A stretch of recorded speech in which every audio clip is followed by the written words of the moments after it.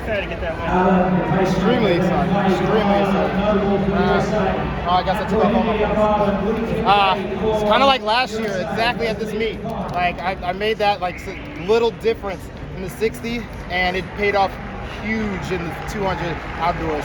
So it's all coming together.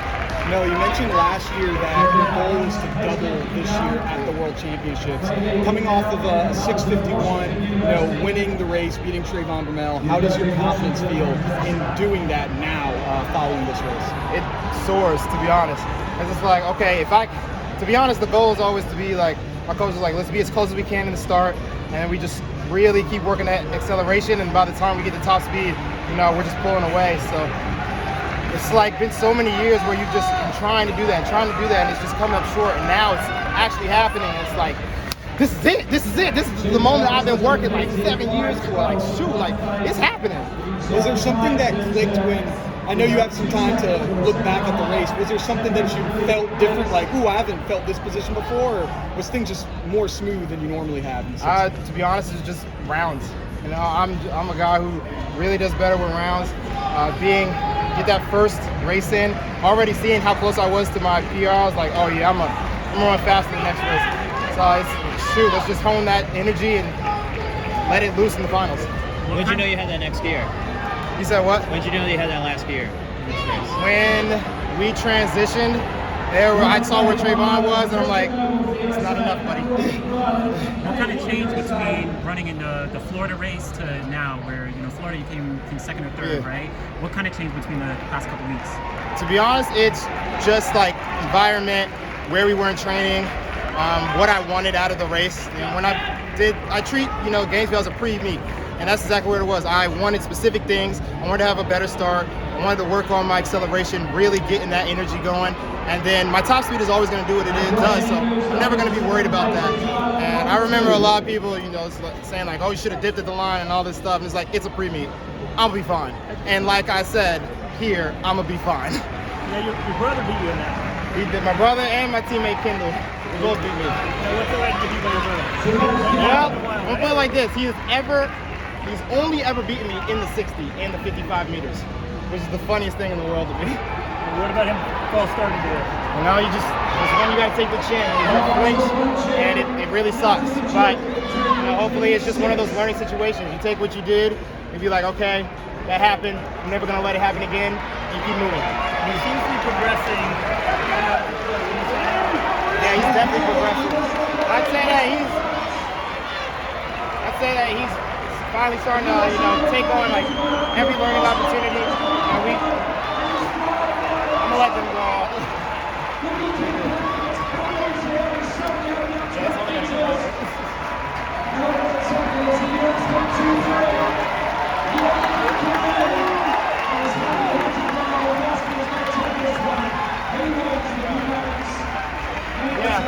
What's the farthest you've ever run in My life? I've run 3 miles before. 3-4 miles before. Yeah. Back in high school. I don't know. It was just to get into condition. It was like the beginning of the year, like first 4 weeks. What about now? Do you ever go jog like 20 minutes? Or? Why would I? Making sure. We saw you today post the race day fit, brought out the photographer. What was the inspiration for what outfits you brought out today? Yeah, me and Mark Wetmore, who's my agent but also the meet director, we are constantly just having conversations about how can we advance the sport, how can we meet our fans where they are, and you look at football and basketball, and even sometimes European football, and they're going out, they're coming in their best dress. Having that question of how do we get on GQ or GQ Sports, like if we're not showing up to them and showing them what we have, then why would they even pay attention to us? We're not even bringing our best fits. So just giving everybody that opportunity to get outside of track and then be able to show your personality. You mentioned the pre-meet song or the intro song. Could that be next that we see at a race? Maybe they get you. So we were trying to get that here, but there was just so many little things that we didn't have going. Like we were even going to try to have an intro song for when they come out to the 60s, and it's copyrights, getting everybody's song, just little things that we never had tried before, and now we were trying. It just didn't have enough time, but now we know, and we're going to try for the future, and hope for the best. Bill, last year at this meet, I enjoyed hearing you technically break down what you wanted to get out of the 60 last season. Yeah. How has that changed this year, I guess? The 60 in particular, this indoor season, you're getting a couple reps in.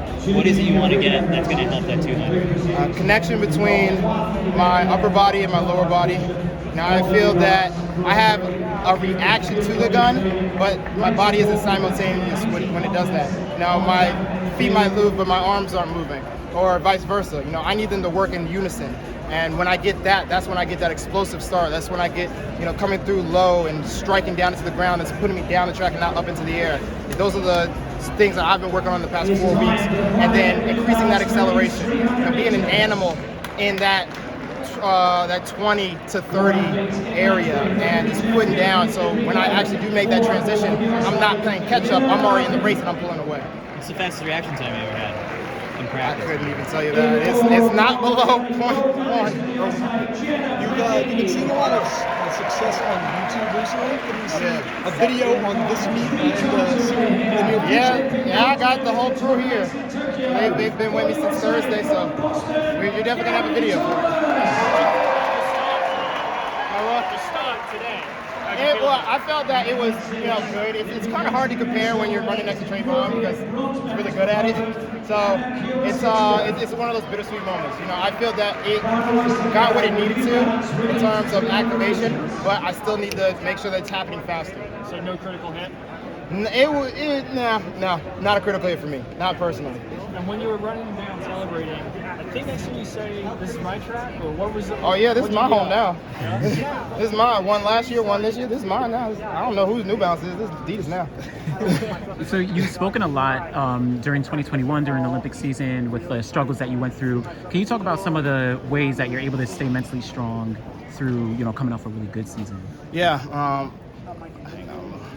Let them go off. A lot of mental training, going to practice, make sure there's a purpose every day. I think the biggest struggle has been trying to stay, encouraged or motivated. There's fine line where you can get content and you don't want to be, so you're like, okay, how do we make sure that we don't stay where we are? It's like, let's look for the even finer things, or let's not put our goal for this year, but for next year. And everything we do this year is just to prepare you for next year. All right, so you took down one boss today with Trayvon. Next week, the next boss, Christian Coleman. How are you feeling for that? Hey, everybody's vulnerable. I want you to run your best on me. Run that on me. We got to get you some European citizenship so you can run at Euros against Marcel Jacobs or something like that. Let's figure it out. Hey man, we just got to stay healthy and we can just run our worlds.